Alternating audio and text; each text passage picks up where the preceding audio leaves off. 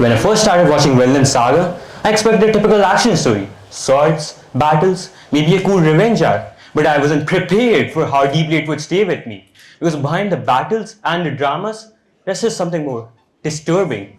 A child who had everything taken from him and then was molded into a weapon. As I kept watching, I made the realization that Thorfinn's story was a reflection of real children, real wars, real manipulation. That realization hit me like a punch in the gut. So let me take you back to the moment it all started for Thorfinn. Imagine this, you're a 6-year-old child walking through the lush green grass patches of Iceland. Your mind is full of dreams and adventures. You aspire to become a great warrior one day, just like your father. In your youthful innocence, you sneak aboard his boat, eager to witness fierce battles that he often tells you about. But in a blink of an eye, everything changes. Your boat is ambushed. Chaos erupts around you. In front of your innocent eyes, you see the man that you deeply admire and love, your father, get brutally massacred in a fight that has no honor, no justice. And the man that killed him locks in eyes with you and speaks the chilling words. If you want revenge, earn it. From that moment on, your life takes an irreversible turn. The thirst for revenge consumes you. You forget about your childhood, your humanity, and even your innocence. All that matters is survival. You fight wild animals to death. You train constantly with each victory and defeat sharpening your instincts. And the man that killed your father, Askeland, continues to manipulate you. He says that you will have an honorable duel with him someday if you prove yourself worthy. But to do that, you must do his bidding. You must kill whoever he tells you to and walk this violent path he has laid before you. But here's the terrifying part. You're just 6 years old. Hello, I'm Armaan Khan, and I'm here to talk about a topic that's been buried under the centuries of silence and indifference. How war robs children of their dreams and weaponizes them. Now, take a step back and view this from the God's eye perspective. Did you realize what just happened? As soon as the child was told that he has to earn his revenge, the manipulation had already started. The mindset had shifted from a boy dreaming of glory to a man consumed by revenge. Askeladd, the man that killed Thorfinn's father, became the puppet master. He used the boy's emotions like a leash. He became a twisted father figure to Thorfinn, giving him the illusion of control while keeping him like a dog. And the child obeys, not out of loyalty, but because he thinks this is the only validation he has left. But this is not just a medieval fantasy.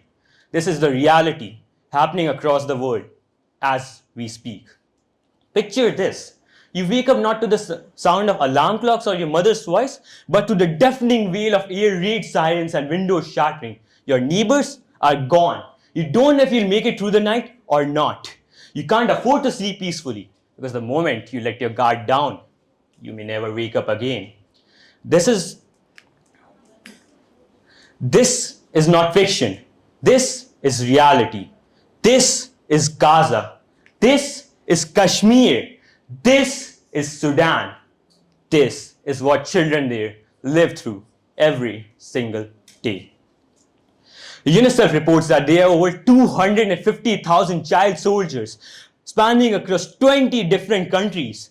Some are forced into conflict while others volunteer because manipulation has left them with no other choice. In conflict countries like DRC, Yemen, Syria, and Myanmar, children are used as porters, as soldiers, and even as human shields. And if they somehow manage to escape the battlefield, they have to face the stigma and exclusion because they are not seen as threats, because they are not seen as victims, but as threats.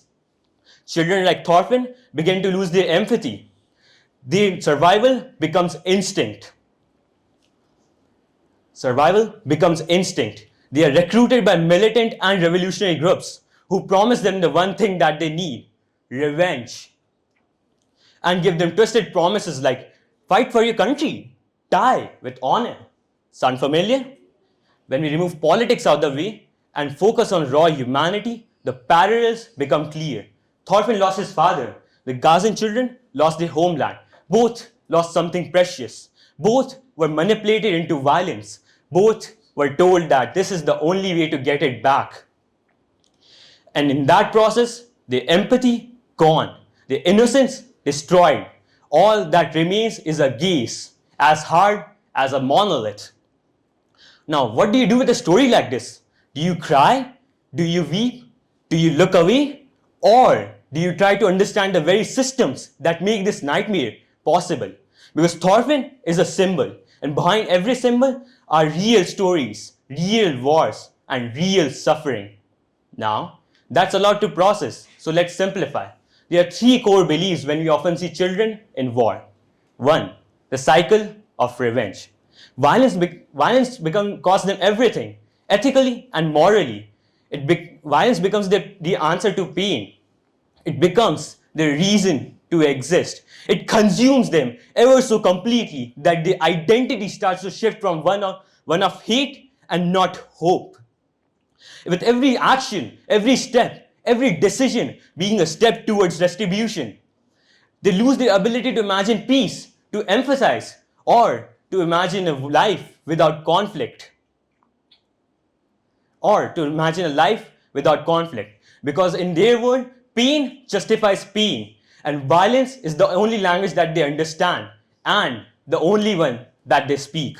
And when violence becomes generational, passed down like an heirloom, that's when the line between victim and perpetrator blurs.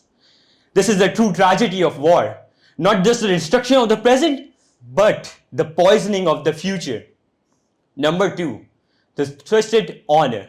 Think about it. In the old Viking days, they believed in something called Valhalla, a heaven reserved for those who died in battle. A heaven reserved for those who died in battle. To die with a sword in hand seemed to be the ultimate honor, and this made war necessary and something noble. Fast forward to today, and we are playing the same games, just under a different slogan. For the country, for the people, for God. These phrases are handed to these children like armor. Used to reframe killing as something righteous. They turn violence into virtue, murder into martyrdom, and messes with the kids' heads. And then they grow up thinking that dying for a cause, or worse, killing for one, is something to be proud of. Even in peaceful homes, the twisted honor creeps in through media, pop culture, and stories. Take a look at Star Wars. The protagonists always fight, always kill, but it is all masked under the gaze of patriotism and justice as the greater good. Kids worship these characters, but rarely stop to ask, is this really noble? Is violence always the answer? When we wrap war into the language of glory, we may raise a generation that sees death as honorable instead of something tragic. Number three, the manipulators. Behind every act of child violence lies an adult architect, someone who finds their pain usable, controllable, and profitable. They don't show up as villains, not at first. They show up as leaders, mentors, and even father figures. Askeladd did this with Thorfinn. He didn't force him, he charmed him, offered him purpose, promised him revenge. And these militant groups do the same. They promise these children identity, belongingness, and even love. Things these children have never experienced before. They praise loyalty, they glorify violence, and reward obedience. They make these children feel like real warriors while keeping them on a leash. And by the time the truth comes out, it's too late. They have already been molded into something unrecognizable. And if the cycle ends, and it really does, the damage is deep. They are unable to live normal lives. Some live in paranoia because they carry their trauma like a second skin. Some are unable to stop fighting, while others take their own lives because time seems easier than trying to live. Even Askeladd wasn't born a monster. He too was once a child, shaped by pain, wrapped by vengeance. He killed his own father in order to find peace, but all it left him was a hole that nothing could ever fill. He wore cunning like armor, but inside he was hollow. He walked the same path, yet all he found was regret. Thorfinn was lucky. He got out. Askeladd, in his own twisted ways, cared for Thorfinn. He gave him a chance and just enough humanity to survive. But these children aren't that fortunate. They are used, discarded, and forgotten. But all hope isn't lost. Children can recover. They can become something better. They can heal. Even Thorfinn eventually changed when he faced his trauma and chose to build instead of destroy. I am not a soldier, I am not a policy maker, but I am someone who firmly believes in the stories we tell, in the voices we get heard, because I believe that if enough of us speak up here, we can shift the narrative. We must donate to NGOs. We must raise education in war-torn areas, because education is the antidote for manipulation. And it gives these children the cognitive ability to think of the why when they are being fed these imperious ideas. Organizations like UNICEF are already doing this.